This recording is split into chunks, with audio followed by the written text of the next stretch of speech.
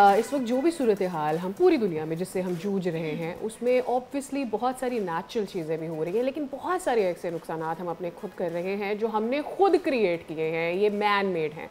Actually मैं अभी जो बात करना चाह रही हूँ वो ये है कि पाकिस्तान के समंदर खामोशी से एक बड़े माहौलियाती बहरान का शिकार होते चले जा रहे हैं और गैर कानूनी माहीगीरी के मुख्तलिफ तरीके समुद्री हयात को बतदरीज तबाह कर रहे हैं।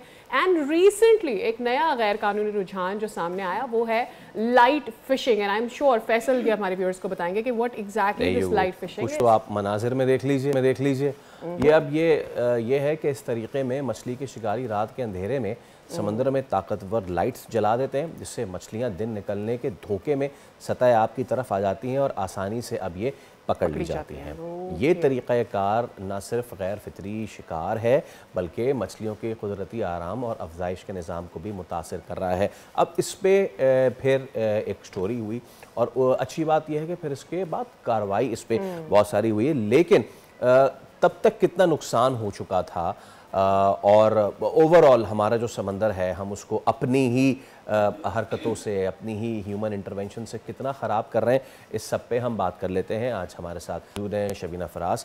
आप एनवायरनमेंट जर्नलिस्ट हैं और दहाइयों से एनवायरनमेंट में काम कर रही हैं और ये स्टोरी भी जब आपने की तो उसके बाद फिर लोग जागे हैं और अभी we are talking off camera, तो उनको लोगों ने जो अथॉरिटी वहाँ पर कहा कि अरे ये तो हमारी नाक के नीचे से हो गया। शबीना अस्सलाम वालेकुम, बहुत शुक्रिया तशरीफ़ लाने के लिए। कब पता चला आपको ये काम हो रहा है, कितने अरसे से ही हो रहा था? सवाल पूछने का मकसद ये है कि कितना नुकसान हम ऑलरेडी कर चुके थे। हम तो इसमें माहिर हैं कि अपना नुकसान कर लें, तो और अगर सिर्फ इस चीज़ की आप बात करें लाइट फिशिंग की, तो 3-4 साल से ही हो रहा है। किसी ग्रुप में कोई बात चल रही थी तो मैंने भी इस स्टोरी के पीछे फॉलोअप किया और फिर मुझे पता चला कि ये तो वो अजीम कारनामा हम अंजाम दे रहे हैं कि समंदर को खाली कर रहे हैं।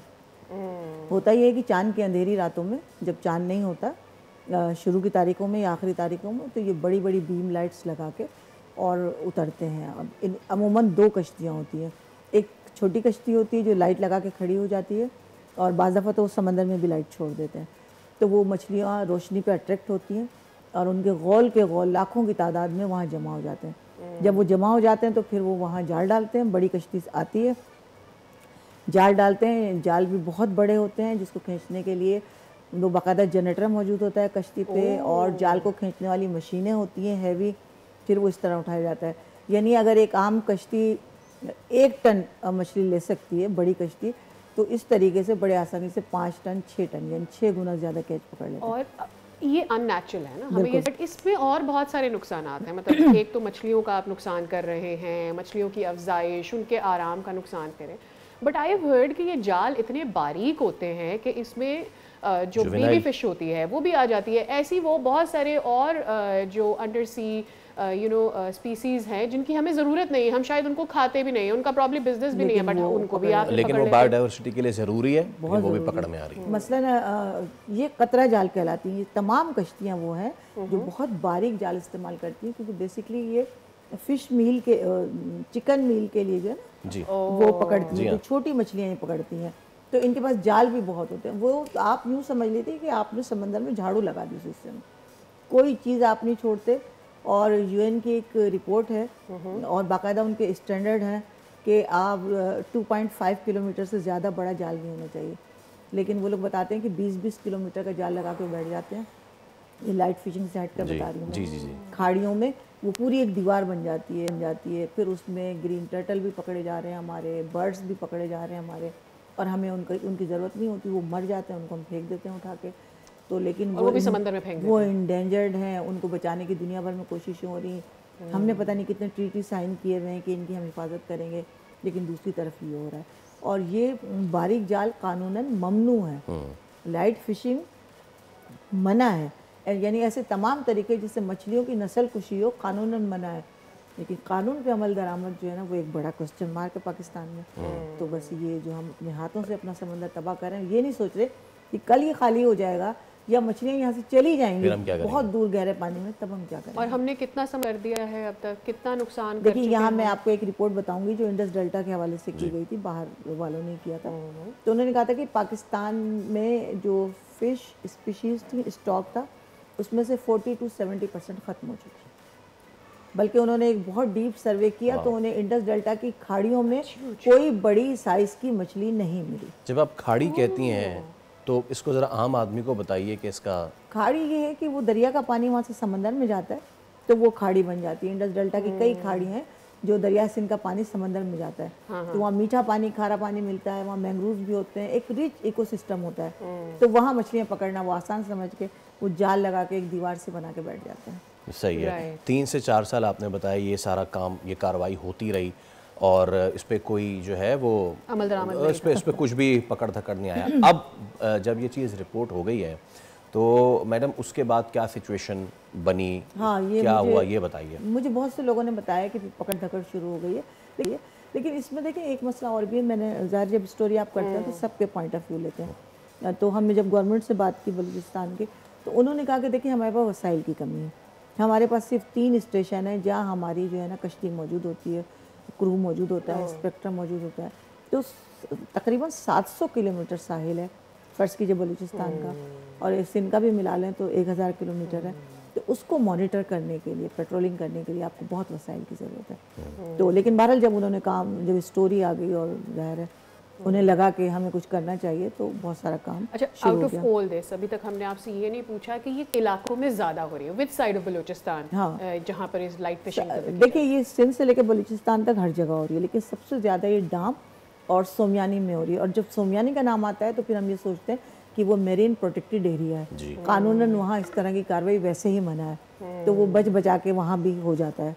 तो मेरा ख्याल है कि हमें सिर्फ और सिर्फ कानून पे चलना चाहिए, वरना अपने हाथों से हम ये सब कुछ तबाह कर लेंगे। आपने कहा सबका मौक़िफ़, अब इस पे इन माहीगीर बरादरी का मौक़िफ़ क्या है? ये सबसे इम्पोर्टेंट है। माहीगीर बरादरी ने कहा कि अगर हम ये ना कर, मछली इतनी कम हो गई है क्लाइमेट चेंज से, पोल्यूशन से, तमाम चीज़ों से, आबादी का प्रेशर भी बढ़ गया।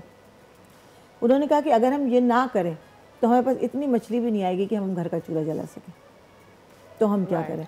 लेकिन साथ में कुछ जो रिवायती माहीगीर हैं जो उन चीज़ों को पसंद नहीं करते, उन्होंने कहा कि ठीक है मछली कम हो गई है लेकिन इतनी कम नहीं हुई जितनी ये बताते हैं, ये लालच करते हैं। तो ये ज़्यादा वो हैं जो एक ही वक्त में वो मुर्गी को ज़ुबा करके सारे अंडे निकाल सकते हैं। यही कहने लगी थी कि ये सोने वाला है। इसमें एक पॉइंट ये और भी नहीं है कि आपने बताया 700 किलोमीटर की पट्टी है पूरी बलूचिस्तान की, इसको सिर्फ और सिर्फ फिशिंग के लिए ही हमने रख छोड़ा है। व्हाट आई मीन टू से इज हमने इसमें और कोई सरगर्मी छोड़ी ही नहीं कि इससे मुतबादिल ज़राए ऑफ इनकम इन लोगों के लिए आए। फॉर इंस्टेंस आपकी इको टूरिज्म, या फिर इनको छोड़ें, टूरिज्म भी नहीं है ना, हद से हद क्या है, बंदा कुंड मलीर जाता है, डाम का लोगों को अब पता चलना शुरू हुआ है, डाम चला जाएगा, कुंड मलीर चला जाएगा, ओरमाड़ा चला जाएगा, नेक्स्ट स्टॉप उसका गवादर होगा। इस 700 किलोमीटर की पट्टी पे कुल मिला के 4 ऐसे स्पॉट्स हैं जहां आप टूरिज्म करते हैं।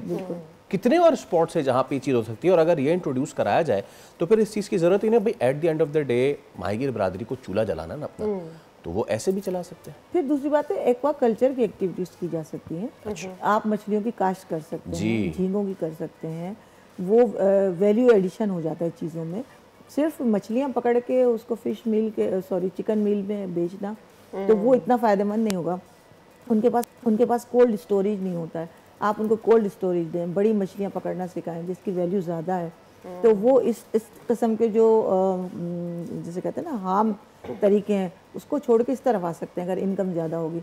मछलियों के और 10 तरीके हैं, आप झींगे साफ़ करके, कराची में भी होता है, प्रोसेसिंग करें, पैकेजिंग करें, मार्केट तक पहुँचाएँ, तो वैल्यू एडिशन करना सिखाएं उनको। बाहर से लोग आते हैं, जहाँ ऐसे तमाम मुल्कों को देखा जा सकता है जहाँ ये सारे काम हो रहे हैं, उनको ट्रेनिंग दी जा सकती है, गवर्नमेंट के लोगों को भी जो मुतालिका डिपार्टमेंट है, माहीगीरों को भी। मतलब अगर आप करना चाहें तो बहुत तरीके हैं, दुनिया आपके सामने खुली हुई है एक सबक की तरह। लेकिन हमने, मैं कहूँगी कि पूरे समंदर को एक जाल बना दिया है हमने।